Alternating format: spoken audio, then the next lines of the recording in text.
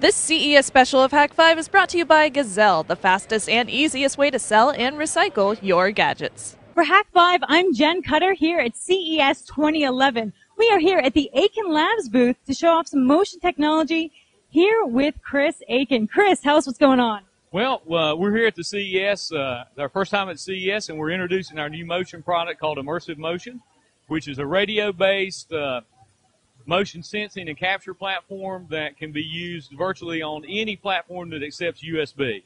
So we have a receiver that can connect to any platform that will accept a USB mouse, keyboard, or joystick.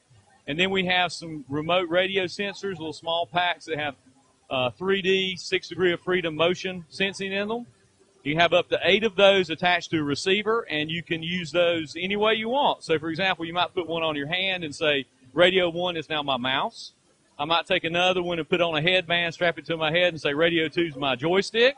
Put another one in on a glove on my other hand and say, this is my gesture radio, and I can record gestures and send keyboard keystrokes out the keyboard port to be able to interface really to any software that you're already on. So this works right now on the PC, the Mac, Linux, and also on the PS3.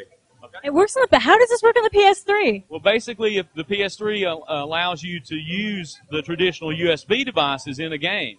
So this plugs in and emulates those devices, so it doesn't know that there's not a USB keyboard or a USB mouse or a USB joystick.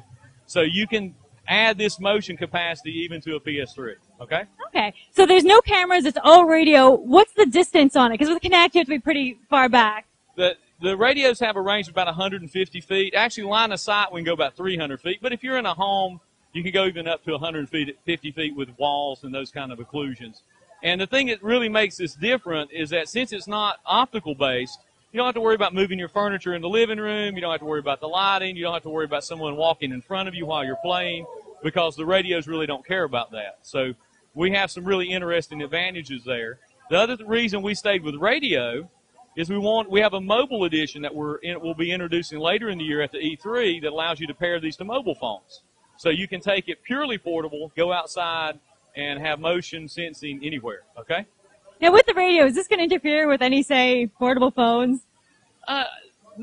Normally no. I mean, all the phones, Bluetooth, those kind of things, all share the same band, okay? But the way radio technology works is you use small packets, and you send those small packets very, very fast. So if you do lose a packet, there's no real problem with that because you're going to recover instantly. We get 30 times per second every sensor is updated to the mobile phone or to the receiver on the host, okay? Very cool. Now I saw that, so you can save up to what, 24 shortcuts of like your motion gestures to do your shortcuts or particular things? Basically, we don't really set a hard limit on how many gestures you can have, but most people, if you're going to play use an application or a game, you're probably only going to have 8 to 16 or so gestures because you'll never keep track of them yourself, okay? But technically, if you really wanted to really look strange and wanted to text with this, you could do a gesture for every character and really go to town in the airport. So that could be. All right. That was what I was wondering about. So is this available now? It's not available for purchase now. It will be available in second quarter. We're in our final prototyping stages and we'll be in production in second quarter. So, you know, you can look for this sometime mid to late second quarter being available on our website first and then hopefully into distribution. All right. Thank you very much. For more CES 2011 coverage, head to revision3.com/CES. Gazelle accepts more than 300,000 products from over 20 different electronics categories. Got your eye on one of the new products over here at CES? Gazelle can get you money for your old gear when you upgrade. Shipping is free on all items of value, and in most cases, they'll even send you a box to ship with.